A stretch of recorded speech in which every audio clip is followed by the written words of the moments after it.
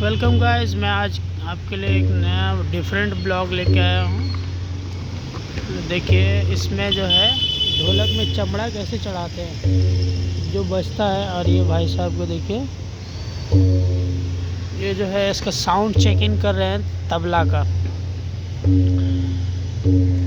देखिए तबले का साउंड कैसे चेक किया जाता है, जो हम लोगों के बस की बात नहीं है। बहुत ही इसमें कारीगरी की ज़रूरत होती है। देखिए एक एक तरफ का साउंड जो चेक करके भाई साहब जो है उसको ठीक कर रहे हैं। और ये देखिए ये ओरिजिनल चमड़ा ढोलक में लगाते हैं,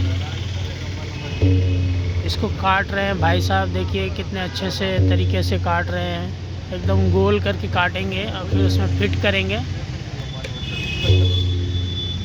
और ये हमारे भैया जो है नया नया ढोलक लेकर आ गए हैं, इसमें फिर से लोग सेट करेंगे पूरे चमड़े को। फिर ये बजता है जिसके ताल पे नर्तिका नाचती है।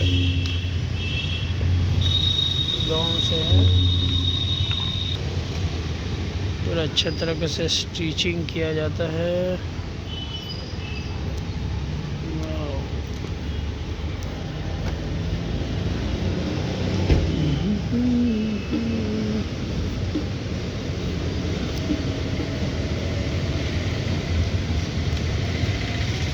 देखिए उसका साउंड का चेकिंग कर रहे हैं।